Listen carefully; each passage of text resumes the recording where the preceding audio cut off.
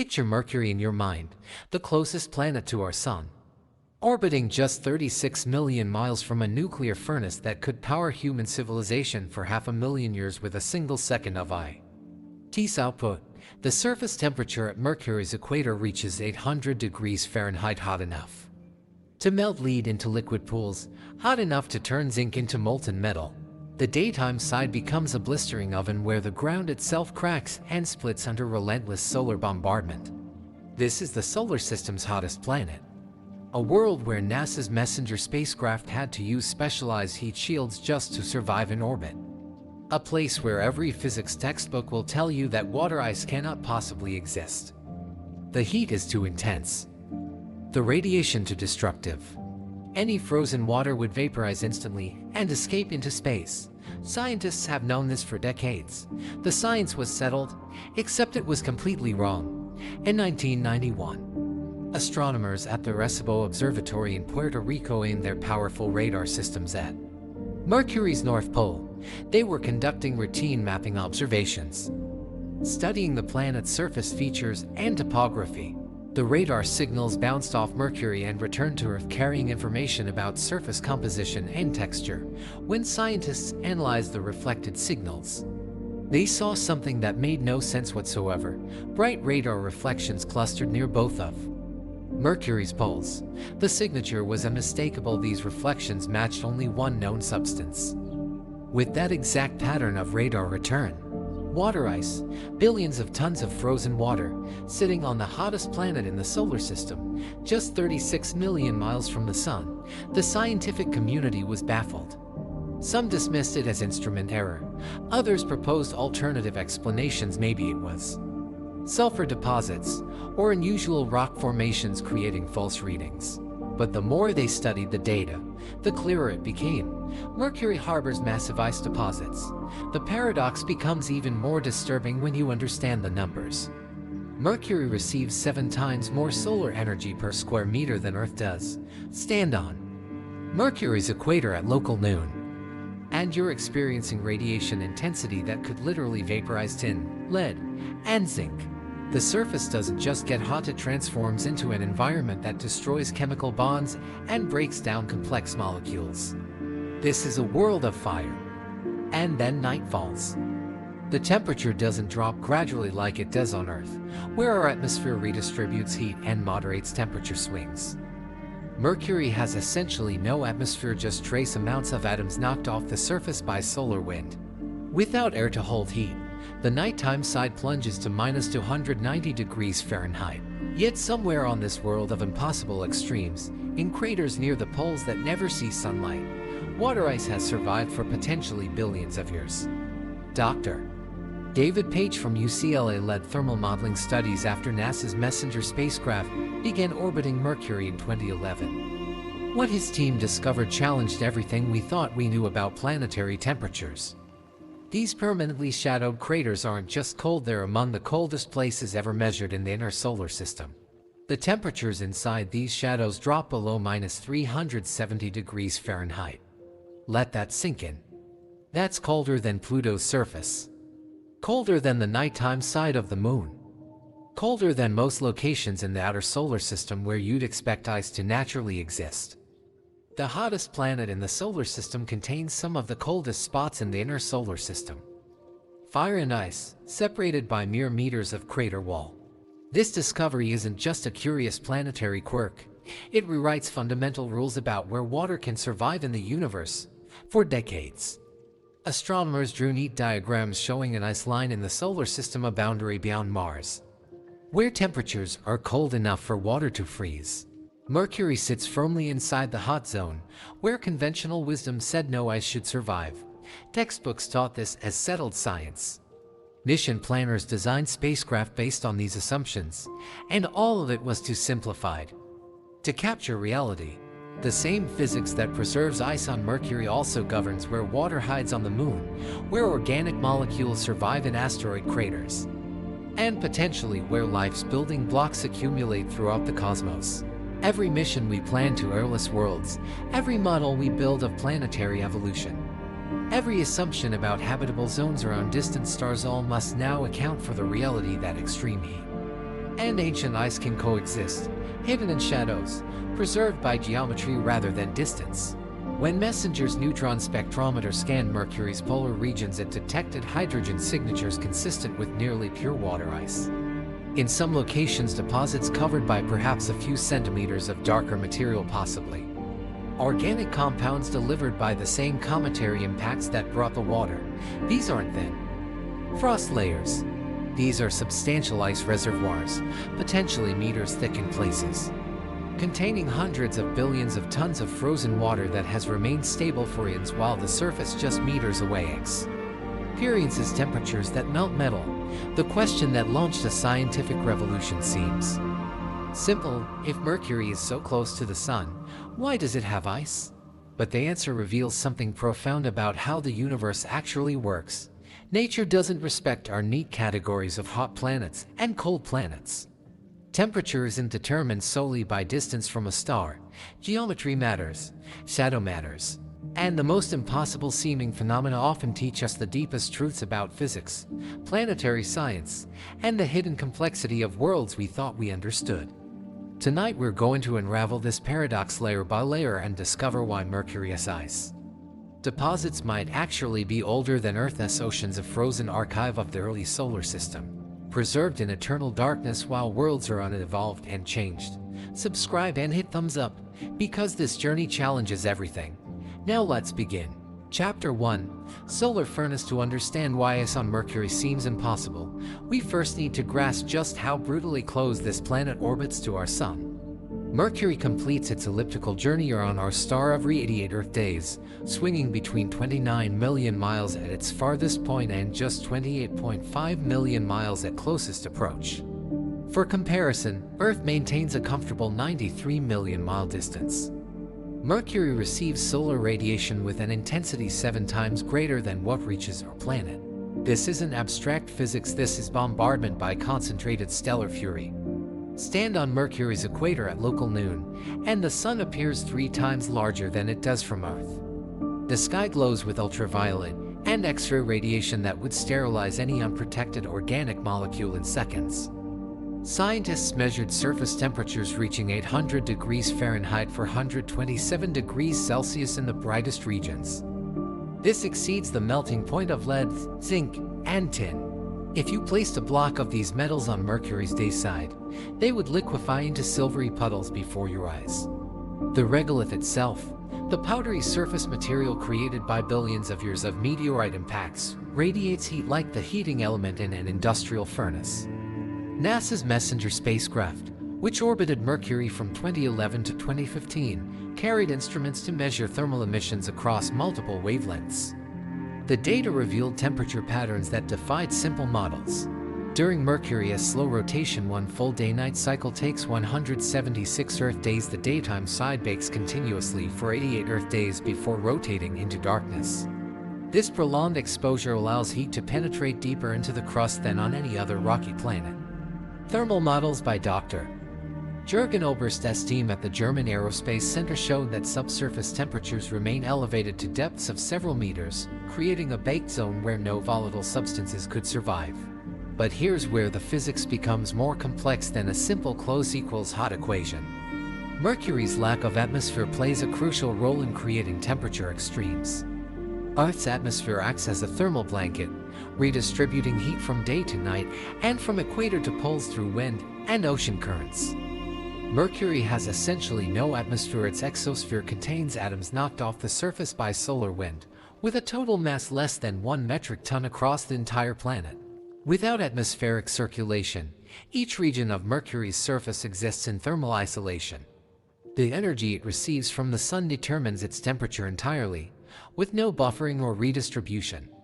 To put this in perspective, imagine living in a house with no insulation, no heating system, and walls made of material that can't conduct heat from room to room. When the Sun shines directly on one wall, that wall becomes scorching hot while walls and shadow remain frozen. This is Mercury's reality, scaled up to planetary dimensions. The division between sunlight and shadow creates temperature boundaries sharper than anywhere else in the solar system. Step from sunlight into shadow on Mercury, and you transition from an oven to a freezer in the span of a footstep. The Messenger spacecraft's laser altimeter mapped Mercury's surface with extraordinary precision, revealing a landscape scarred by billions of years of impacts. And like Earth, where erosion from water and wind smooths terrain over time, Mercury's surface preserves the violent history of the solar system's formation. Craters upon craters, some thousands of miles across, others barely wider than a city block. And within this crater terrain lies the key to the ice paradox, but we're not there yet. Consider the energy budget that governs Mercury's surface. Solar radiation arrives as electromagnetic waves traveling at light speed. When these photons strike Mercury's regolith, they transfer their energy, causing atoms in the surface material to vibrate more rapidly, the phenomenon we perceive as heat. The surface then radiates this energy back into space as infrared radiation. On the day side, the incoming energy vastly exceeds outgoing radiation, causing temperatures to climb. On the night side, with no solar input, the surface radiates away its stored heat into the 3-degree Kelvin void of space. Over an 88 Earth day night, temperatures plummet to minus 290 degrees Fahrenheit, a swing of 1,100 degrees. This temperature swing is not just extreme, it's the most extreme of any planet in our solar system. Venus, despite being closer to the Sun than Earth, maintains relatively uniform surface temperatures due to its thick atmosphere. Mars, farther from the Sun than Earth, experiences moderate day-night temperature variations. Gas giants like Jupiter and Saturn have internal heat sources that stabilize their atmospheric temperatures. Mercury stands alone in its thermal volatility. A world of fire and ice existing not side by side, but in temporal sequence as the planet rotates. Dr. Rebecca Killen from NASA's Goddard Space Flight Center studied how this temperature cycling affects Mercury's tenuous exosphere. Her research revealed that sodium and potassium atoms literally boil off the day-side surface when temperatures peak, creating a temporary atmospheric component that disappears when those regions rotate into night. The exosphere expands and contracts with Mercury's rotation, breathing in response to solar heating. If simple elements like sodium escape this easily, how could water ice, a volatile compound, possibly survive anywhere on this world? The answer requires us to think about Mercury not as a uniform sphere but as a collection of distinct thermal environments, the equatorial regions, which face the Sun nearly head-on as Mercury rotates, experience the full fury of solar heating. Mid-latitude regions receive less direct sunlight but still bake during the long daytime period. But what about the poles? Here's where geometry becomes destiny. Mercury's rotational axis stands nearly perpendicular to its orbital plane. It has an axial tilt of just 0.034 degrees, compared to Earth's 23.5-degree tilt. This means Mercury has no seasons. More importantly, it means that sunlight at Mercury's poles arrives at an extremely shallow angle, skimming along the surface. In deep craters near the poles, where crater walls rise hundreds or even thousands of meters above the floor, sunlight might never reach the lowest elevations. These floors lie in permanent shadow, and seen by the Sun for billions of years. This is where the paradox begins to crack open. Permanent shadow means permanent cold. Regardless of how close the planet orbits to the Sun, the thermal isolation we discussed earlier, the lack of atmospheric heat redistribution becomes an advantage rather than a liability in these shadowed regions. With nowhere to carry heat from sunlit regions into the craters, and with the crater floors radiating their minimal heat into space, temperatures in these permanently shadowed regions drop to levels that rival the outer solar system. Scientists realized that these craters act as natural cold traps, environments where any volatile substance that enters can remain frozen indefinitely. But this raises a new question. Where would water come from on a scorched world like Mercury? How did ice accumulate in these shadows when the surrounding planet experiences temperatures that vaporize most compounds? The revelation that Mercury's poles contain cold traps as extreme as anywhere in the solar system transforms the ice question from why does Mercury have ice to how much ice does Mercury have, and how long has it been there? The furnace and the freezer coexist, separated not by millions of miles but by a shadow's edge. Chapter 2. Trapped shadows. Shadows on Earth are temporary phenomena. The Sun rises, shadows retreat. The Sun sets, new shadows form. Even in deep valleys or on pole-facing slopes, scattered sunlight bounces off the atmosphere and terrain, providing diffuse illumination. Total darkness in Earth's natural environments rarely persists for more than 12 hours. Our experience with shadows is fundamentally dynamic and temporary. This intuition fails completely when applied to airless worlds with minimal axial tilt. Mercury's polar craters harbor shadows that have persisted since the solar system's formation 4.6 billion years ago. Let that time frame settle into your understanding. When these shadows formed, Earth was still accreting from the protoplanetary disk. The first oceans hadn't condensed. Life hadn't emerged. And in certain craters near Mercury's poles, darkness fell and never lifted. Dr. David Page's team at UCLA created thermal models to understand what happens in these permanently shadowed regions, or PSRs. They accounted for Mercury's orbital mechanics, the geometry of crater walls and floors, the thermal properties of regolith, and the background radiation from space. The results revealed environments more extreme than intuition suggests.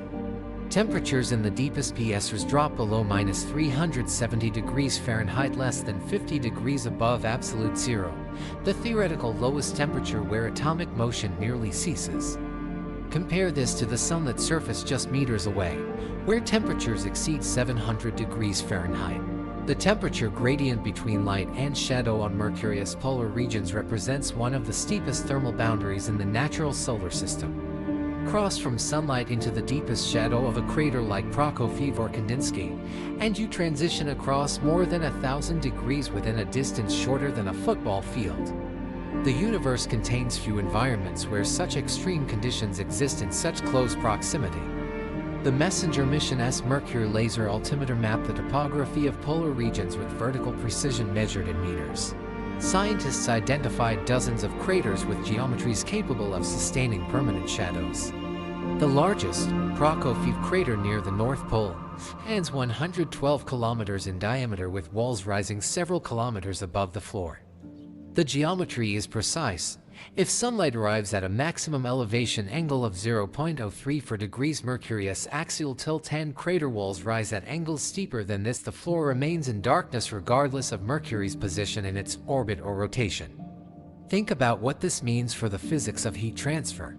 On Earth, even the coldest Antarctic valleys receive some scattered sunlight and atmospheric heat transport. On the Moon, which also has permanently shadowed craters, Earth's reflected light provides a faint illumination. Mercury has neither. The only energy sources in these PSRs are the cosmic microwave background radiation, the faint afterglow of the big universe. At 2.7 Kelvin, and the extremely limited heat conduction through regolith from surrounding sunlit areas. Dr. Nancy Chabot from Johns Hopkins University Applied Physics Laboratory analyzed how heat conduction works in Mercury's regolith. The surface material consists of crushed rock and glass created by meteorite impacts over billions of years. This material conducts heat poorly. It acts as an insulator rather than a conductor. Laboratory experiments measuring the thermal properties of simulated lunar and Mercury regolith showed that heat diffuses extremely slowly through this powder. Temperature measurements taken at different depths in Mercury's crust revealed that the baking effect of the surface heat penetrates only a few meters deep before dissipating. In permanently shadowed craters, this poor thermal conductivity becomes an asset for cold preservation. Any heat attempting to conduct laterally from sunlit regions into the shadowed crater floors must travel through meters of insulating regolith. By the time it travels significant distances, the heat has dissipated into the deeper crust or radiated into space. The crater floors remain thermally isolated, cut off from the furnace above by the simple physics of geometry and material properties. NASA scientists calculated the equilibrium temperature for these shadowed regions by balancing incoming energy, essentially just the cosmic background radiation plus minimal heat conduction, against outgoing thermal radiation. The math is straightforward, but the conclusion is startling. Crater floors can reach stable temperatures between 50 and 100 Kelvin, depending on their depth and the height of surrounding walls. For reference, water ice remains stable at these temperatures for billions of years. It doesn't sublime at the transition from solid ice directly to water vapor because the vapor pressure at these temperatures is essentially zero. To put this in perspective, consider the coldest naturally occurring temperatures on Earth. Antarctica's Vostok station recorded -128 degrees Fahrenheit, or 180 for Kelvin. The coldest measured temperature on the Moon's south pole is approximately -410 degrees Fahrenheit, or 35 Kelvin. Mercury's deepest permanently shadowed craters achieve temperatures even lower than the Moon's coldest spots, despite being 3 times closer to the Sun. Proximity to a heat source becomes irrelevant when geometry blocks the heat. The discovery of these extreme cold traps was a sudden revelation, but rather a gradual realization built from multiple lines of evidence. In 1991, the Arecibo Observatory in Puerto Rico, using powerful radar systems, detected unusually bright reflections from Mercury's polar regions. Radar works by bouncing radio waves off surfaces and analyzing the return signal. Different materials reflect radar waves with different intensities and polarizations. The bright reflections from Mercury's poles match the radar signature of water ice with remarkable precision. Scientists were initially skeptical. How could radar from Earth penetrate Mercury's atmosphere? Well, it doesn't have one and detect ice in shadows too dark to observe optically. The answer lies in how radar wavelengths interact with surfaces.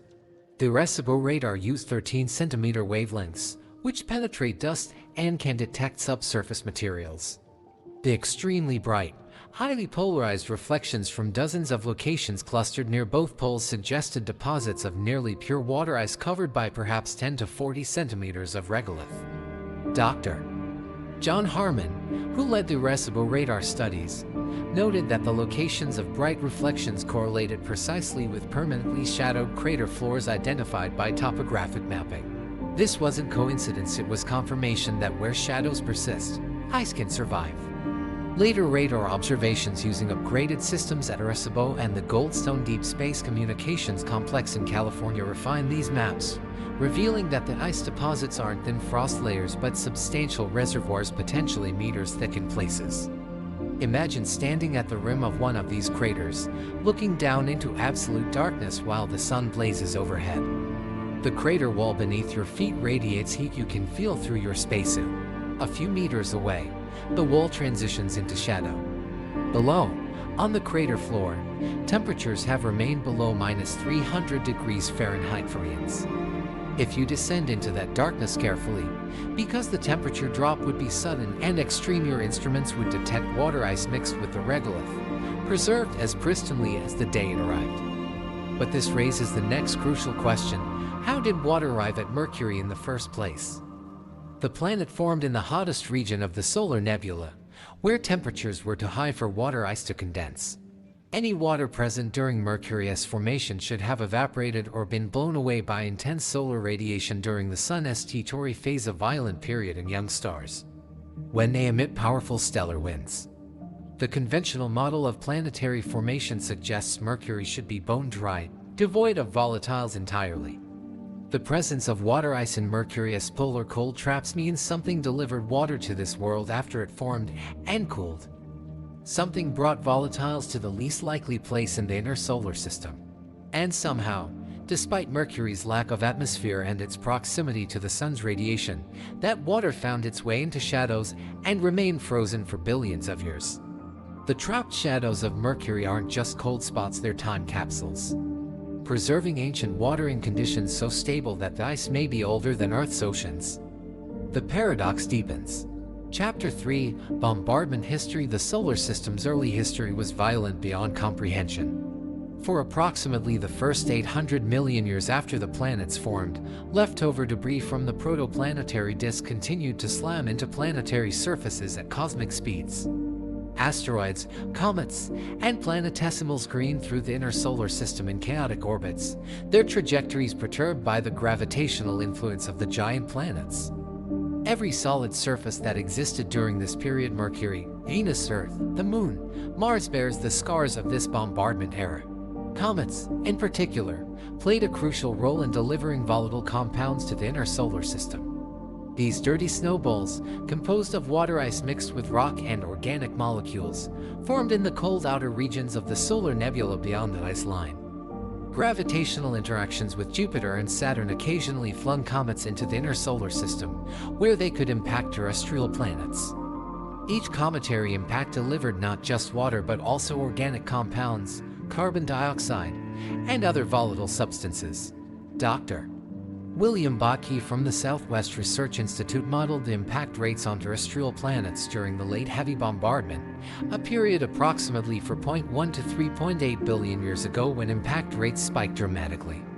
His research, published in the journal Science in 2012, estimated that Mercury experienced cometary impacts at rates proportional to its gravitational cross-section. Despite Mercury's small size, it is only slightly larger than Earth's moon. The planet's proximity to the Sun meant it encountered more orbiting debris per unit area than planets farther out. When a comet strikes a planetary surface at typical velocities of 20 to 50 kilometers per second, the kinetic energy converts into heat in a catastrophic explosion. The impact creates a crater, vaporizes most of the cometary material, and sends a plume of debris and vapor expanding upward and outward from the impact site. On Earth or Mars, with substantial atmospheres, this vapor would be trapped and could condense into rain. On airless Mercury, the vapor expands freely into space. You might think all the water would be lost immediately, but physics offers a more nuanced outcome. Dr. Rebecca Killen's research at NASA Goddard modeled what happens to water molecules released by impacts on airless bodies. When a comet strikes Mercury's surface, the impact vaporizes the ice into individual water molecules moving at high speeds.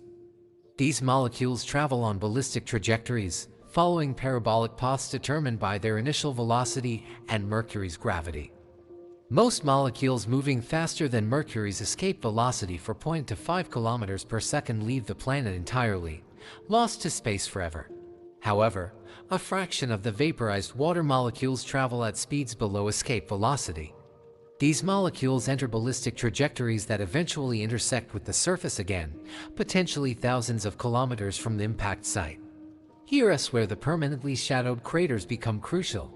If a water molecule's trajectory brings it down into a PSR, the molecule condenses onto the cold surface and becomes trapped. The temperature is so low that the molecule cannot gain enough thermal energy to escape. It's frozen in place, potentially for billions of years. Think of it as a planetary game of chance. Most water molecules from an impact escape into space lost. Some land on sunlit surfaces where solar radiation breaks the molecular bonds, turning how into hydrogen and oxygen that escape separately lost. But some fraction, perhaps a few percent, land in cold traps and stick. Over billions of years, with countless impacts, those few percent accumulate into substantial deposits. NASA's Messenger spacecraft carried a neutron spectrometer, an instrument designed to detect hydrogen-rich materials on Mercury's surface. Neutrons are produced when cosmic rays, high-energy particles from deep space, strike the surface and interact with atomic nuclei. The energy spectrum of neutrons bouncing back into space reveals information about surface composition. Hydrogen-rich materials like water ice produce a characteristic neutron signature. Because hydrogen atoms efficiently slow down neutrons through collisions, Dr. David Lawrence from Johns Hopkins led the analysis of Messenger's neutron spectrometer data. The results, published in Science in 2013, showed strong hydrogen signatures concentrated in Mercury's polar regions, precisely correlated with permanently shadowed craters identified through laser altimetry. The neutron data indicated not just trace amounts but deposits rich enough to suggest nearly pure water ice in some locations, covered by a thin layer of darker material, possibly organic compounds or impact-generated regolith. The darker material on top of the ice deposits tells its own story. Pure water ice is highly reflective, even in radar observations. But Messenger's thermal and reflectance data suggested the ice was overlaid by a layer of darker substances. Dr. Nancy Chabot's team proposed that this layer consists of volatile organic compounds, carbon-rich molecules also delivered by comets. These organics, darker than water ice, would settle on top of ice deposits and provide additional insulation, helping to preserve the underlying ice even more effectively. Consider the implications. Every major impact on Mercury's surface throughout the past 4 billion years potentially contributed molecules to the polar cold traps. The ice we detect today represents the accumulated residue of billions of years of bombardment. It is not a snapshot of a single event but an archive, a preserved record of water delivery throughout solar system history. Some ice molecules in Mercury's shadows might have arrived 1 billion years ago. Others might have landed 100 million years ago. The deposits are layered accumulations, each layer representing a different epoch of bombardment. The MESSENGER mission also measured the abundances of specific elements on Mercury's surface using X-ray and gamma-ray spectrometers. These instruments revealed that Mercury's crust contains higher ratios of volatile elements like sulfur, sodium, and potassium than theoretical models of Mercury's formation predicted. If Mercury formed in the hottest region of the solar nebula, these volatile elements should have been depleted during formation. Their presence suggests that volatile-rich material was delivered to Mercury after the planet formed and its surface cooled. This pattern repeats across the inner solar system. The Moon's permanently shadowed craters also contain water ice deposits, confirmed by NASA's Lunar Reconnaissance Orbiter and the impact experiment from the LC OSS mission. Mars hosts water ice at its poles and in mid-latitude subsurface deposits. Even asteroids like Ceres harbor water ice. Bombardment by comets and water-rich asteroids appears to be the universal delivery mechanism that brought volatiles to worlds that formed too hot to retain them initially. But here's the profound insight: without permanently shadowed cold traps, this delivered water would have been lost immediately upon arrival. Mercury could have received just as much cometary water as Earth, perhaps it did, but without shadows to capture and preserve it, the water escaped back into space. The cold traps act as molecular prisons, capturing volatiles that would otherwise flee. Geometry and shadow physics make the difference between a world that retains water and one that loses it completely. Dr. Paul Lucy from the University of Hawaii estimated the total mass of water ice in Mercury's polar deposits based on the neutron spectrometer data and radar observations. His conservative estimate suggested at least 100 billion tons of water ice in Mercury's north polar region alone, with similar amounts likely at the South Pole.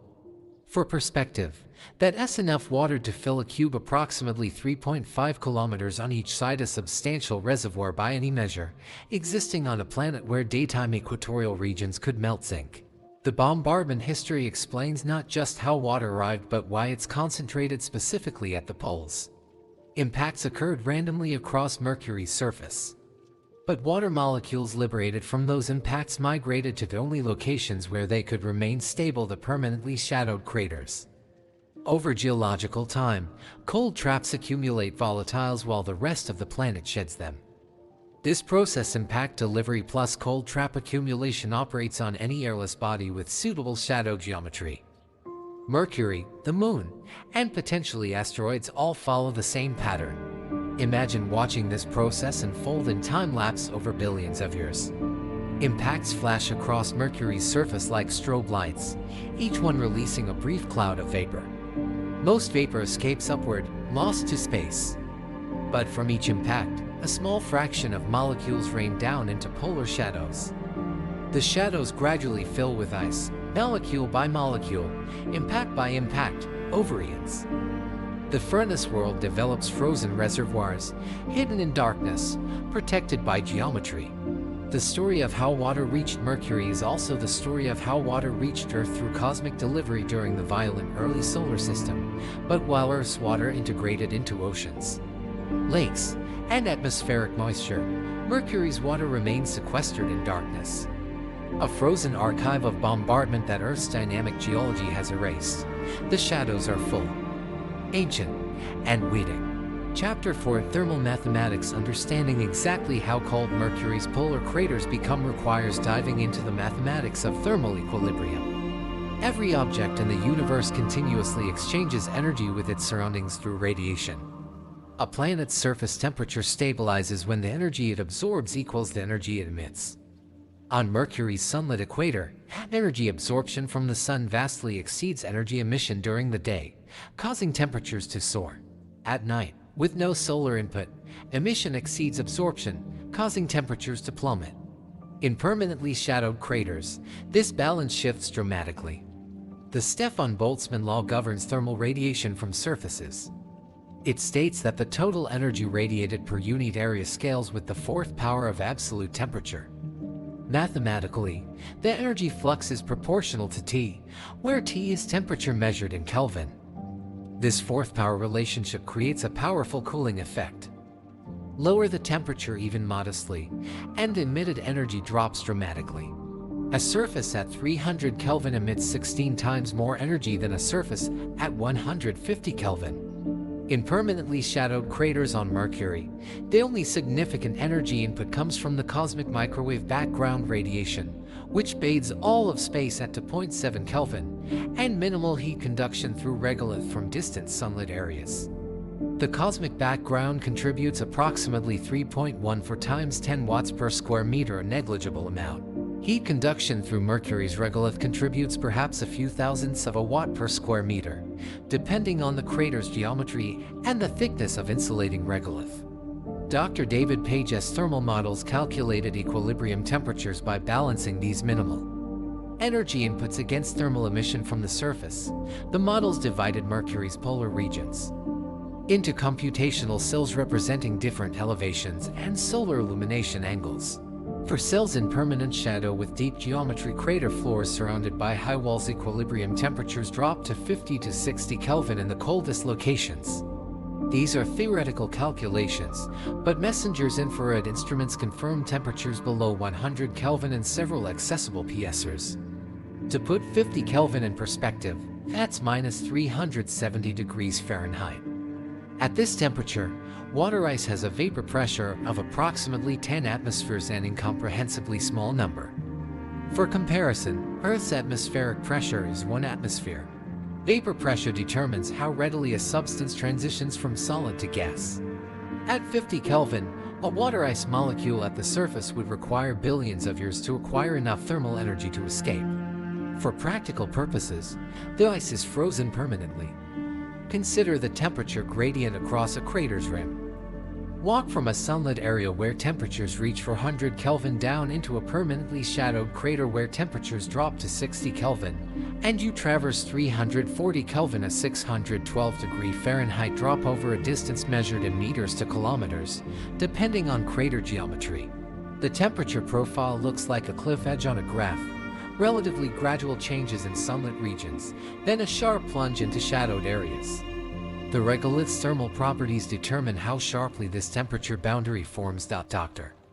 Mark Siegler from the Planetary Science Institute studied heat diffusion and simulated Mercury regolith using laboratory experiments. The material's thermal conductivity is extremely low, approximately 0.02 watts per meter per Kelvin, comparable to good insulation materials used in buildings on Earth. This means heat travels slowly through the regolith. Create a temperature difference between 2 points separated by 1 meter of regolith, and heat flows from hot to cold at a glacially slow rate. This poor thermal conductivity prevents heat from sunlit regions from penetrating into shadowed craters. The regolith acts as a thermal barrier, severing the connection between the furnace above and the freezer below. Computer simulations that model Mercury's temperature distribution over a full rotation cycle show that temperatures in deep permanently shadowed craters barely fluctuate. While the sunlit surface swings through 1,100 degrees between day and night, the permanently shadowed floors maintain nearly constant temperatures within a few degrees, and changing for billions of years. Now consider the role of crater depth. A shallow crater with low walls might receive scattered light reflected off nearby terrain, even if direct sunlight never reaches the floor. This reflected light carries energy that would raise floor temperatures. A deep crater with high, steep walls blocks not only direct sunlight but also most reflected and scattered light. The geometry creates near-perfect isolation. NASA scientists analyzed digital elevation models from Messenger's laser altimeter to identify craters with optimal geometries for cold preservation. The darkest craters on Mercury are darker than the darkest caves on Earth. In a terrestrial cave, even kilometers underground, scattered light from the entrance or artificial sources provides some illumination. In Mercury's permanently shadowed craters, the darkness is absolute, no sunlight, No atmospheric glow, no nearby planetary bodies reflecting light. The only illumination would come from starlight and the faint zodiacal light from dust in the solar system, both negligible for heating purposes. Your eyes, adapted to darkness for hours, would perceive nothing. It's the visual and thermal equivalent of deep space. The mathematics becomes even more interesting when considering how impacts affect these cold traps. When a meteorite strikes near a permanently shadowed crater, the impact's heat flash can momentarily raise temperatures. Rebecca Killen modeled these impact-induced temperature spikes.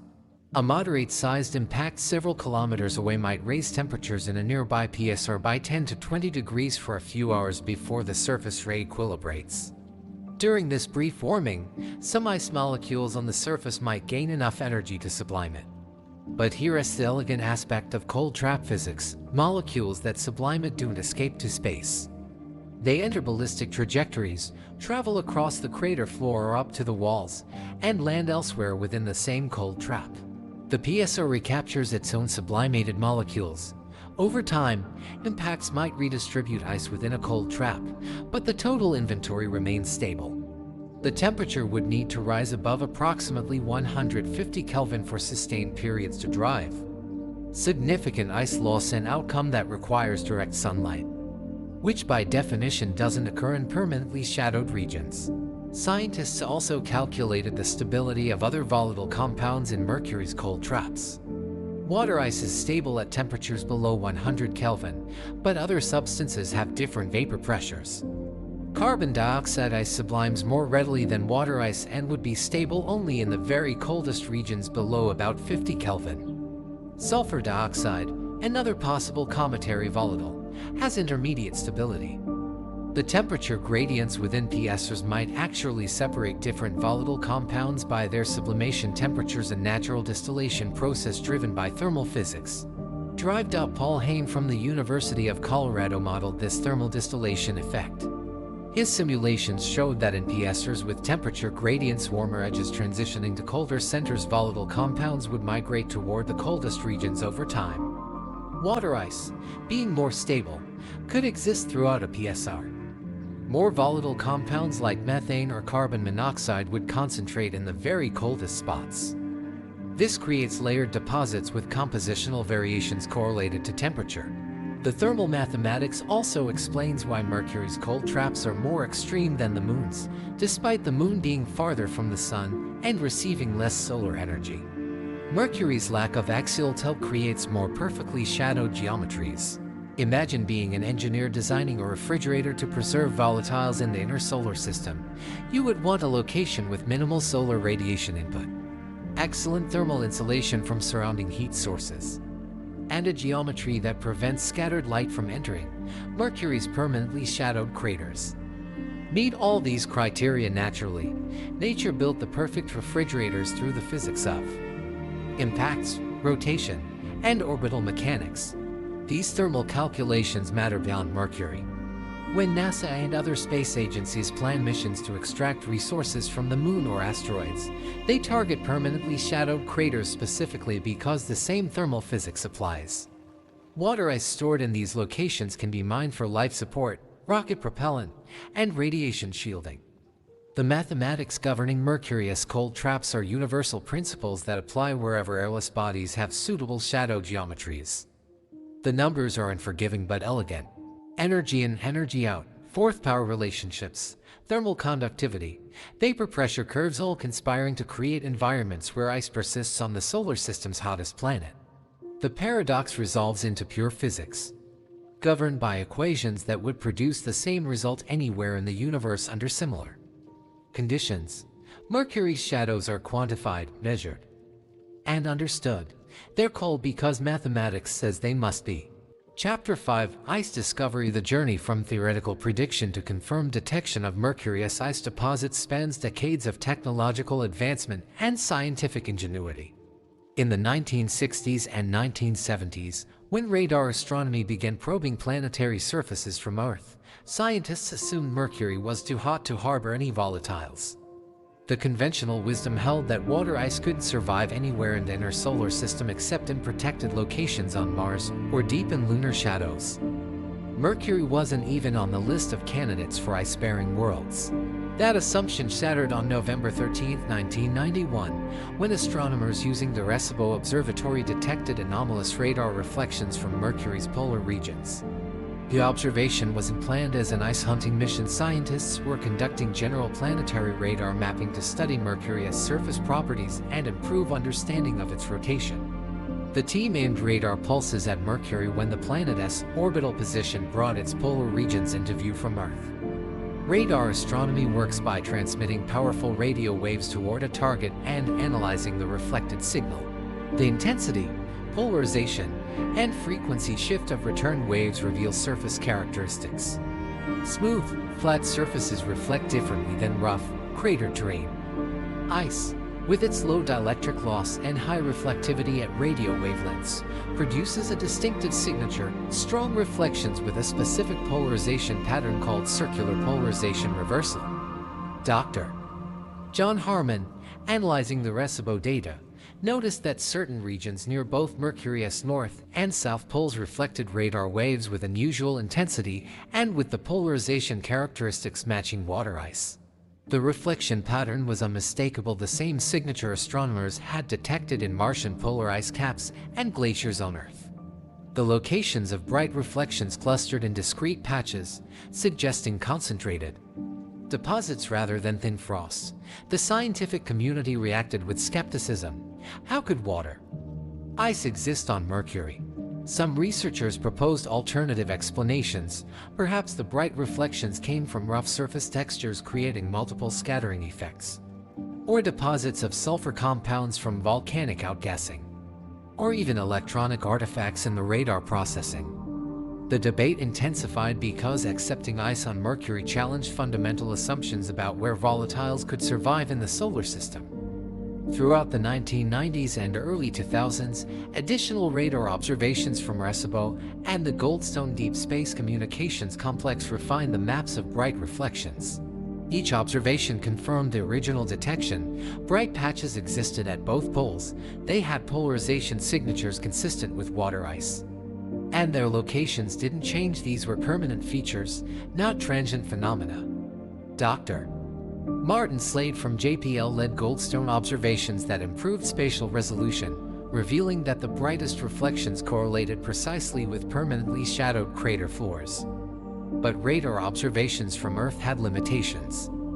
The resolution was measured in kilometers, not fine enough to map individual craters in detail. The depth and thickness of ice deposits couldn't be determined precisely, and alternative interpretations, while increasingly implausible, couldn't be completely ruled out without direct measurements from a spacecraft orbiting Mercury. NASA's Messenger mission, which entered orbit around Mercury in March 2011, carried instruments specifically designed to test the ice hypothesis. The spacecraft's payload included a laser altimeter to map topography with meter-scale precision, and neutron spectrometer to detect hydrogen-rich materials, infrared, and visible imaging systems to measure surface temperatures and reflectance, and spectrometers to identify surface composition. The laser altimeter's topographic maps revealed the detailed geometry of polar craters for the first time. Scientists identified craters with floors that mathematical models predicted would be in permanent shadow. Dr. Gregory Newman from NASA Goddard led the altimetry analysis, producing elevation maps showing dozens of craters with geometries capable of maintaining permanent darkness. The maps allowed researchers to calculate which regions should be cold enough to preserve ice based on thermal models. Then came the neutron spectrometer data. This instrument detected neutrons produced when cosmic rays bombarded Mercury's surface. Neutrons lose energy when they collide with hydrogen atoms. Water ice is nearly 11% hydrogen by mass. Regions with abundant hydrogen produce a characteristic depression in the energy spectrum of escaping neutrons. Dr. David Lawrence analyzed 3 years of neutron measurements and found exactly what the ice hypothesis predicted: strong hydrogen signatures in Mercury's polar regions, concentrated in permanently shadowed craters. The hydrogen signatures weren't subtle. In the coldest, deepest craters, the neutron data indicated hydrogen abundances consistent with nearly pure water ice covered by perhaps 10 to 40 centimeters of low hydrogen material, likely regolith or organic compounds. In slightly warmer PSRs, the data suggested ice mixed with regolith in varying ratios. The pattern made physical sense. The coldest locations accumulated pure ice deposits, while marginal cold traps preserved ice mixed with other materials. Messenger's infrared spectrometer measured surface temperatures directly.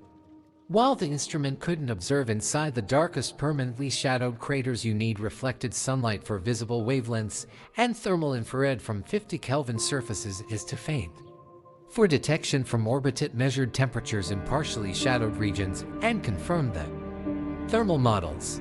Areas in permanent shadow adjacent to regions Messenger could measure showed temperature profiles consistent with predictions for PSR interiors.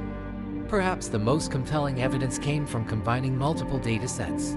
Scientists overlaid the radar bright regions detected from Earth, the permanently shadowed areas identified by laser altimetry, the hydrogen-rich regions mapped by the neutron spectrometer, and the coldest areas measured by the infrared instrument. All for independent measurements aligned almost perfectly. The correlation was too strong to be coincidental. Water ice was the only explanation that fit all observations. Dr. Nancy Chabot integrated these data sets into comprehensive polar maps showing ice distribution. The maps revealed that Mercury's north polar region contains numerous ice-bearing craters, with the largest deposits concentrated in craters like Prokofiev, Kandinsky, and Tolkien. The South Pole showed similar patterns, though slightly less extensive based on available data. Combined, the dipoles likely contain 100 billion to 1 trillion kilograms of water ice, a vast resource existing in one of the solar system's most hostile environments. But the data revealed another intriguing detail. The ice wasn't pure in all locations. Some deposits show lower hydrogen abundances, suggesting contamination or mixing with other materials. The darker layer covering the ice in some craters detected through combined radar and neutron measurements appeared to be organic-rich material. These organics, delivered by comets along with water, settled on top of ice deposits and provided additional thermal insulation. Think about what confirmation of Mercury's ice means for our understanding of planetary environments. Before these discoveries, scientists categorized planets into simple zones: hot inner planets without volatiles, cold outer planets rich in ice and gas. Mercury's ice deposits demonstrate that this categorization is naive. Local conditions, specifically, the presence or absence of permanent shadows, matter more than average planetary temperatures. A planet's overall thermal state doesn't determine whether specific locations can preserve volatiles. The discovery process itself showcases the power of the scientific method. Initial radar observations suggested an intriguing possibility. Skepticism demanded verification through independent measurements using different techniques. Theoretical models predicted what should be found if the hypothesis were correct. A dedicated mission collected multiple types of data. All evidence converged on a consistent answer. This is how certainty builds in science, through layered, mutually reinforcing observations that eliminate alternative explanations. Dr. David Page, reflecting on the decades-long journey from radar hints to confirmed detection, noted that Mercury's ice discovery fundamentally changed how scientists think about volatile reservoirs throughout the solar system. "We now know that you don't need a cold planet to have cold traps," he explained. "You need the right geometry. And geometry is everywhere." The implications extend beyond Mercury. Permanently shadowed craters exist on the Moon, on the Martian polar moons Phobos and Deimos, on asteroid Ceres and Vesta, and likely on countless small bodies throughout the solar system. Each one potentially hosts cold traps capable of preserving water and other volatiles. The discovery of ice on the solar system's hottest planet revealed that cold traps are universal features, not rare exceptions. Standing on the rim of one of these ice-bearing craters, looking into darkness you know contains ancient frozen water, you would witness one of nature's most elegant paradoxes made real. The furnace and the freezer coexist, separated by meters, following physical laws that apply throughout the cosmos. The ice is real, measured, and mapped. The paradox has become a discovery. Chapter 6. Organic preservation. Water ice on Mercury is remarkable enough, but the full story is even more complex. Comets don't carry just water, they're repositories of complex chemistry. Spectroscopic observations of comets passing through the inner solar system reveal water ice mixed with carbon dioxide, methane, ammonia, formaldehyde, methanol, and dozens of organic molecules containing carbon, nitrogen, and oxygen. When comets impacted Mercury throughout the bombardment era, they delivered this entire chemical inventory. The same permanently shadowed craters that trap water molecules also trap other volatile compounds. But different molecules have different stabilities at different temperatures, creating a natural chemical sorting process driven by thermal physics. In the coldest regions of Mercury's PS's, areas where temperatures drop below 50 Kelvin, even highly volatile compounds like carbon monoxide and methane can remain stable. In slightly warmer shadows, perhaps 80 to 100 Kelvin, water ice and carbon dioxide persist while more volatile substances sublimate. Messenger's neutron spectrometer detected hydrogen-rich materials consistent with water ice, but the radar data from Earth told a more nuanced story. Some permanently shadowed craters showed the bright radar reflection characteristic of pure ice. Others showed darker surfaces with weaker reflections, suggesting a covering layer of material with different properties. Dr. Gregory Newman's analysis of combined radar and neutron data suggested this covering material might be organic-rich compounds, molecules containing carbon delivered by cometary impacts. Laboratory experiments conducted by Dr. Paul Hayne at the University of Colorado explored how organic compounds behave at extremely low temperatures. He and his team created vacuum chambers cooled to temperatures matching Mercury's coldest PSers. Then introduced mixtures of water ice and simple organic molecules like methane, formaldehyde, and tholins, complex organic compounds produced by radiation processing of simpler molecules. The experiments showed that organic compounds can freeze alongside water ice, and that darker organics tend to concentrate on surfaces while water ice accumulates beneath. This layering makes physical sense. When a comet impact releases a mixture of water vapor and organic molecules, the heavier organic molecules fall on ballistic trajectories that bring them down first, while lighter water molecules travel farther. Over countless impacts, this could create deposits where organics accumulate on top of water ice, exactly the layering pattern suggested by Messenger's observations. The presence of organic molecules in Mercury's cold traps matters profoundly for astrobiology. Organic compounds are the building blocks of life as we understand it. They include amino acids, nucleobases, sugars, and lipids, the molecular components of proteins, DNA, RNA, and cell membranes. Comets deliver these molecules throughout the solar system. On Earth, delivered organics may have contributed to the chemistry that led to life's emergence. On Mars, detected organic molecules fuel speculation about past or present biology. On Mercury, organic molecules likely exist in frozen deposits within permanently shadowed craters, preserved in near-perfect isolation from destructive solar radiation, and like Earth, where delivered organics integrated into a dynamic biosphere, or Mars, where organics faced oxidation and radiation damage. Mercury's organics remain archived in darkness, chemically pristine, potentially for billions of years. Dr. Andrew Rivkin from Johns Hopkins Applied Physics Laboratory proposed that Mercury's permanently shadowed craters might contain the solar system's most pristine archive of cometary organic chemistry. On other worlds, delivered organics underwent modification by atmospheric chemistry, liquid water interactions, radiation processing, or biological activity. Mercury's cold traps simply freeze and store, preserving molecules in states similar to when they arrived. Consider what this means for understanding solar system chemistry. If we could sample organic deposits from Mercury's PSers, we might recover molecules identical to those delivered to Earth for billion years ago, molecules that contributed to prebiotic chemistry and potentially to life's origin. Mercury becomes a chemical time capsule, preserving evidence of conditions and composition from the early solar system. The radiation environment matters here. On airless bodies exposed to sunlight, ultraviolet radiation and solar wind particles break chemical bonds, degrading organic molecules over time. Complex organics revert to simpler compounds and eventually to carbon dioxide and elemental carbon. The timescale for this degradation depends on the radiation dose, but typically ranges from thousands to millions of years for molecules exposed on surfaces. In Mercury's permanently shadowed craters, radiation damage essentially stops. The cosmic background radiation provides minimal energy.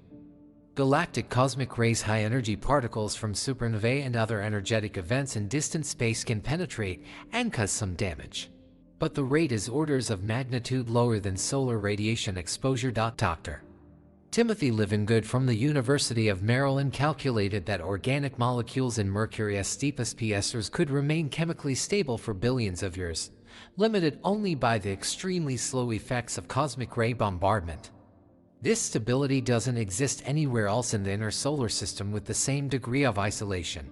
The Moon's permanently shadowed craters also preserve organics, but Earth's magnetosphere deflects some galactic cosmic rays. And reflected Earthshine provides weak illumination that might enable slow photochemical reactions. Mars' cold traps at the poles might preserve organics, but Mars' thin atmosphere and lack of a global magnetic field allow more radiation penetration. Mercury's combination of complete darkness, extreme cold, and lack of atmospheric chemistry creates the ultimate preservation environment. The types of organic compounds potentially present range from simple to complex. Methane, the simplest organic molecule with just one carbon atom, would be stable only in the very coldest regions. Formaldehyde and methanol molecules with carbon-oxygen bonds have intermediate volatility and might exist in moderately cold shadows. Complex tholins, polymerized organic molecules with dozens or even hundreds of atoms, are non-volatile and could exist throughout PSers as coating materials on ice grains.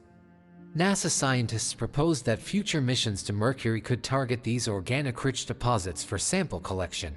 A spacecraft designed to operate in extreme environments could land in a permanently shadowed crater, drill into ice deposits covered by organic layers, and return samples to Earth for analysis. The scientific return would be extraordinary, pristine organic molecules from the early solar system, preserved and changed for billions of years.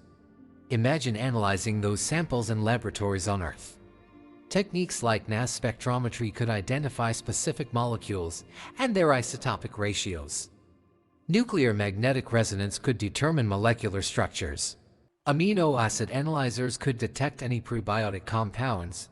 The molecules would reveal the chemical composition of comets from the solar system's formation era, potentially including isotopic signatures from the molecular cloud that collapsed to form the Sun. And planets. Dr. Jamie L. Sela from NASA Goddard, an expert in extraterrestrial organic chemistry, noted that Mercury's organic deposits might contain molecules never observed elsewhere. Every environment we've sampled carbonaceous meteorites, cometary samples from stardust, asteroid samples from Hayabusa shows unique chemical signatures, she explained. Mercury's deposits, preserved at 50 Kelvin in total darkness for billions of years, would be entirely different from anything in our current collection. The preservation of organics alongside water ice also has implications for understanding how volatile compounds evolve in different planetary environments. On Earth, organic molecules in water underwent aqueous chemistry, leading to increasingly complex reactions. On Mars, organics encountered liquid water briefly in the ancient past, then desiccated and were exposed to oxidizing conditions. On Mercury, organics and water ice coexist in frozen form, chemistry effectively halted by temperature. This frozen chemistry represents a control experiment for astrobiology. If life originated from chemical reactions among organic molecules in liquid water, then Mercury's frozen deposits represent the unreacted starting materials, the same molecules Earth started with, but preserved without undergoing aqueous chemistry. Comparing organic inventories between Mercury, Earth, and Mars could reveal which chemical pathways are necessary for prebiotic chemistry versus which are contingent on specific environmental conditions. The cosmic irony isn't lost on scientists. The solar system's hottest planet preserves some of its most pristine organic chemistry, frozen in shadows, while sunlit regions meters away bake at temperatures that destroy any complex molecule. Nature doesn't respect our intuitions about hot and cold zones. Geometry and shadow create opportunities for preservation in the most unexpected locations. Mercury's organic deposits, if they exist as data suggests, are not just scientific curiosities, they're windows into the chemical inventory of the early solar system, preserved in nature's ultimate freezer, waiting for the day when humans develop the technology to retrieve and study them. Chapter 7: Lunar Parallels. Mercury isn't unique in harboring ice in permanently shadowed craters. Our own moon, Earth's constant companion, shares this characteristic. The parallels between Mercury's polar deposits and the moon's ice reservoirs illuminate universal principles governing how volatiles accumulate on airless worlds. Understanding one helps us understand the other, and both inform strategies for future resource utilization in space exploration. The moon's permanently shadowed regions near its south pole became targets of intense scientific interest following observations from NASA's Clementine mission in 1994. And radar data from the Chandrayaan-1 mission in 2008. Like Mercury, the Moon has minimal axial tilt 1.54 degrees, creating shadow geometries where sunlight never reaches the deepest crater floors. The Shackleton crater at the lunar South Pole, approximately 21 kilometers in diameter, contains regions in permanent shadow surrounded by peaks that receive nearly constant sunlight, the so-called peaks of eternal light. NASA's Lunar Reconnaissance Orbiter, operational since 2009, carried a laser altimeter and temperature mapping instrument to characterize the Moon's polar regions. Dr. David Page, who also worked on Mercury thermal models, led the lunar temperature mapping effort. The results showed minimum temperatures in permanently shadowed craters reaching approximately 35 Kelvin, even colder than most locations on Mercury. Despite the Moon being farther from the Sun, why would the Moon's cold traps be colder than Mercury's? The answer lies in subtle differences in geometry and surface properties. The Moon's largest permanently shadowed craters tend to be deeper relative to their diameter than Mercury's, creating more perfect isolation from scattered light. Additionally, the Moon's surface reflects more visible light than Mercury's darker crust, but this reflected light doesn't penetrate into the deepest shadows. The net effect is that the Moon's coldest craters achieve slightly lower equilibrium temperatures. The LCROSS mission Lunar Crater Observation and Sensing Satellite provided dramatic confirmation of lunar ice in 2009. NASA deliberately crashed the center upper stage of the rocket that carried LCROSS into Cabeus Crater, a permanently shadowed region near the South Pole. The impact excavated material from beneath the surface and created a debris plume that rose into sunlight. Wheelcross instruments analyzed its composition before the satellite itself impacted.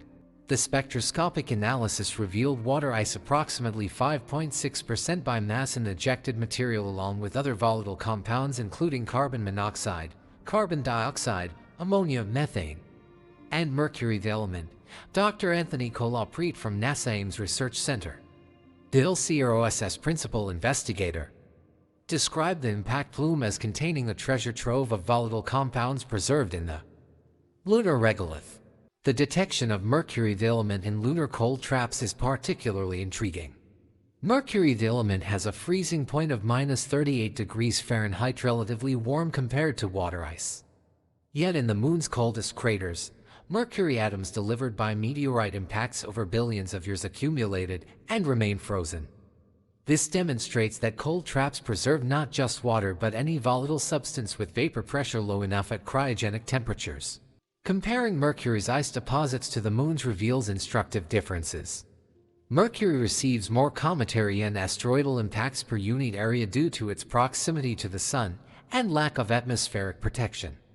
The Moon, in Earth's gravitational shadow, receives fewer direct cometary impacts but benefits from volcanic outgassing in its ancient past. The lunar maria formed from basaltic lava flows that released water vapor and other volatiles that could have migrated to cold traps. The Moon's ice appears to be more intimately mixed with regolith than Mercury's, which shows evidence of pure ice deposits covered by organic layers. This difference might reflect the Moon's history of volcanic activity providing localized water sources, while Mercury's ice comes predominantly from impact delivery. Or it might result from differences in impact rates, regolith mixing processes, or surface chemistry driven by different space weathering environments. Dr. Paul Spudis from the Lunar and Planetary Institute estimated the Moon's polarized deposits contain between 100 million and several billion tons of water ice. Less than Mercury's estimated reserves, but still substantial. The distribution differs as well.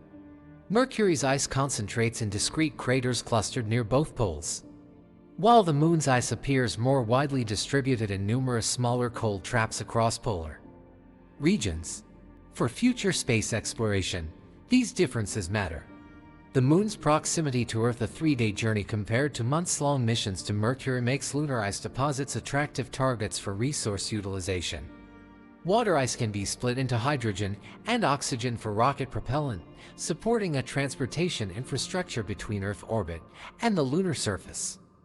The same resource exists on Mercury but remains largely inaccessible with current technology due to the energy required to reach Mercury and the extreme thermal environment. Both worlds offer lessons for resource prospecting throughout the solar system. Asteroids like Ceres contain water ice in mid-latitude craters with suitable shadow geometry. The Martian moons Phobos and Deimos might harbor small cold traps despite their tiny size. Even some asteroids in the main belt, if they have the right combination of slow rotation and crater terrain, could preserve volatiles in shadows. The physics underlying all these cold traps is identical. Airless bodies with minimal axial tilt develop permanently shadowed regions where temperatures drop to cryogenic levels. Volatile compounds delivered by impacts or outgassing migrate to these cold spots and remain trapped indefinitely. The specific temperatures, ice abundances, and volatile inventories vary based on local conditions, but the fundamental mechanism is universal. Dr.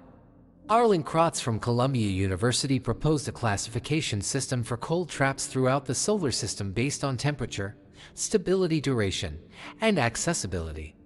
Category 1 cold traps like Mercury's and the Moon's maintain temperatures below 100 Kelvin for billions of years and are geometrically stable. Category 2 cold traps exist in marginally shadowed regions where temperatures occasionally rise above stability thresholds, causing periodic volatile loss. Category 3 cold traps are seasonal, forming during winter when certain regions enter shadow but losing volatiles during summer exposure. Understanding this classification helps mission planners identify the most promising targets for ice prospecting. Permanent cold traps Category 1 are ideal for long-term resource storage but may be difficult to access due to their geometry. Seasonal cold traps Category 3 might be easier to access but contain less ice. The Moon and Mercury both offer Category 1 cold traps, making them premier targets despite the challenges. Recent advances in computational modeling allow scientists to identify potential cold traps on any world where topographic data exists. Dr. Paul Hayne developed algorithms that process digital elevation models, solar incidence angles, and thermal properties to predict cold trap locations and temperatures. These algorithms have been applied to Mercury, the Moon, Ceres, and even to small asteroids visited by spacecraft. The convergence of evidence from multiple worlds strengthens our confidence in cold trap physics. We've now directly detected water ice in permanently shadowed craters on the Moon and Mercury. We've measured temperatures consistent with theoretical predictions. We've observed volatile deposits with spatial distributions matching shadow geometry. The pattern is consistent and repeatable. Imagine future resource maps of the solar system highlighting cold trap locations as valuable reserves, the petroleum deposits of the space age.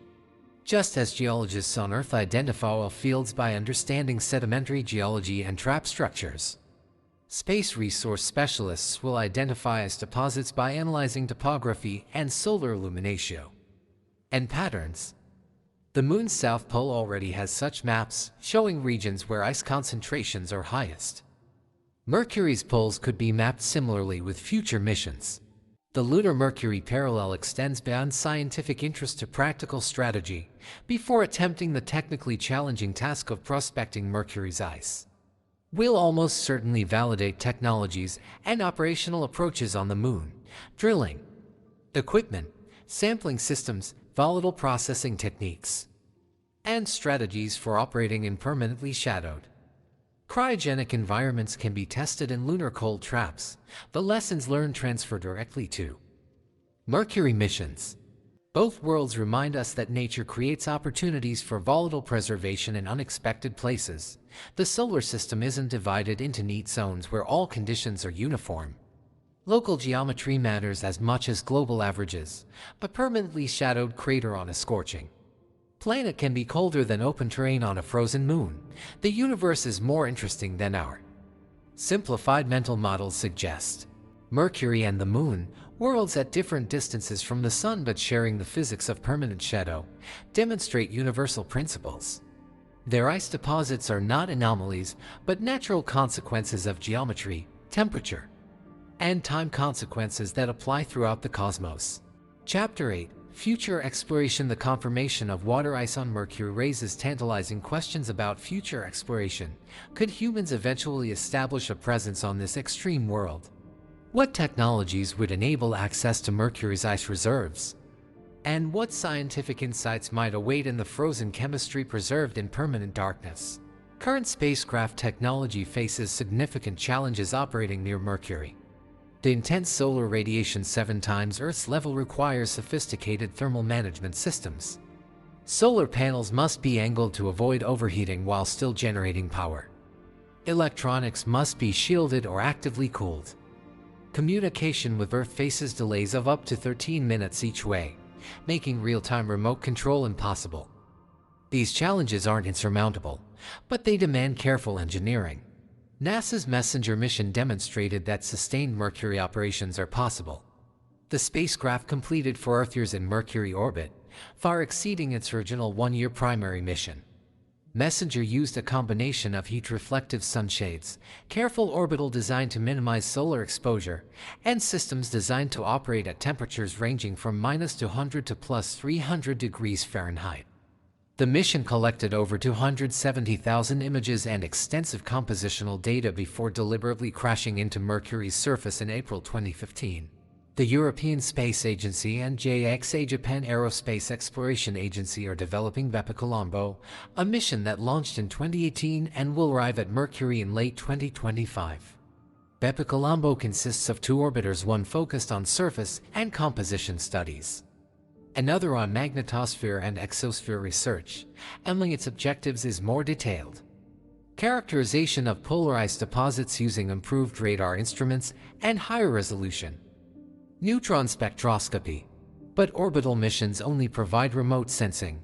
To truly understand Mercury's ice deposits requires landing in permanently shadowed craters, an enormously challenging proposition. The temperature extremes are severe. A lander would need to transition from sunlit areas at 400 Kelvin to shadowed regions at 50 Kelvin, maintaining operational temperatures for electronics and scientific instruments across this range pushes engineering limits. Dr. Vandy Verma from NASA's Jet Propulsion Laboratory has studied concepts for polar landers designed to operate in permanently shadowed craters. One approach uses radioisotope heating units similar to those on the Curiosity and Perseverance Mars rovers to maintain warm electronics while insulating systems from external temperature extremes. Solar panels would be useless in permanent shadow, so power would come from radioisotope thermoelectric generators or batteries charged during brief excursions into sunlight. Mobility in a permanently shadowed environment poses unique challenges. Without sunlight, navigation using sun sensors or star trackers becomes difficult. Cameras require artificial lighting, consuming precious power. And the extreme cold causes mechanical components to behave differently. Lubricants freeze, metals become brittle, and thermal expansion and contraction creates stresses. Dr. Kevin Sloikowski at NASA Glenn Research Center tests materials at temperatures matching Mercury's cold traps to identify compounds that remain flexible and functional. Sample return missions collecting ice and organic samples from Mercury and returning them to Earth represent the ultimate scientific goal.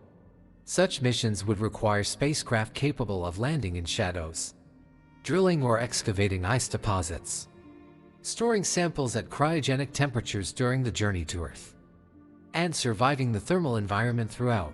The technical difficulty exceeds any previous planetary sample return effort. Yet the scientific payoff would be extraordinary. Direct laboratory analysis of Mercury's ice could reveal its age through techniques like measuring trapped noble gas isotopes or looking for radiation damage patterns. Scientists could identify specific organic molecules and their abundances, comparing them to cometary samples and meteorites. Isotopic ratios of hydrogen, oxygen, carbon, and nitrogen would reveal where the water and organics originated from asteroids in the main belt, Kuiper belt comets, or even from the interstellar medium before the solar system formed. Dr. Christopher McKay from NASA Ames Research Center advocates for Mercury sample return as a priority for astrobiology. Mercury's ice deposits may preserve the most pristine record of cometary chemistry delivered during the solar system's formation, he explains. That chemistry is directly relevant to understanding how prebiotic molecules accumulated on early Earth. The samples could contain amino acids, nucleobases, sugars, and other building blocks of life in concentrations and forms never before studied. Beyond scientific knowledge, Mercury's ice holds resource value for future space infrastructure. Water can be split into hydrogen and oxygen rocket propellant components. The permanently shadowed craters provide naturally refrigerated storage for volatile materials. And Mercury's proximity to the Sun, while challenging for operations, means abundant solar energy is available just meters from the shadows. Future facilities might use focused solar collectors to generate power while storing propellant in adjacent cold traps. Such visions remain speculative, but they're not pure fantasy. The Artemis program aims to establish sustainable human presence on the Moon, targeting lunar South Pole regions precisely because they offer water ice resources and cold trap environments for volatile storage. The technologies developed for lunar operations drilling systems, volatile processing, cryogenic storage, power generation, and shadow terrain translate directly to Mercury, though with greater engineering challenges. Dr. Angela Budd Madrid, director of the Center for Space Resources at the Colorado School of Mines, sees Mercury as a long-term prospect in the space resource economy. It's not where we'll start, he notes, but if we develop an economy in cislunar space and on the Moon, Mercury becomes a logical next step for volatile resources closer to the Sun. Missions to the inner solar system could use Mercury's ice for propellant, reducing the mass that must be carried from Earth or the Moon. Robotic mining operations in Mercury's cold traps could be teleoperated from orbiting spacecraft or Earth, avoiding the need to land humans in such extreme environments. Autonomous drilling rigs, powered by solar energy from panels positioned in sunlight while the rig operates in shadow, could excavate ice and process it into hydrogen and oxygen. The propellant would be stored in cryogenic tanks in the cold shadows until needed. Consider the engineering elegance. The same shadows that preserve ice for billions of years provide natural refrigeration for propellant storage, eliminating the need for active cooling systems. Mercury's low gravity, 38% of Earth's, reduces the energy required to launch resources into orbit.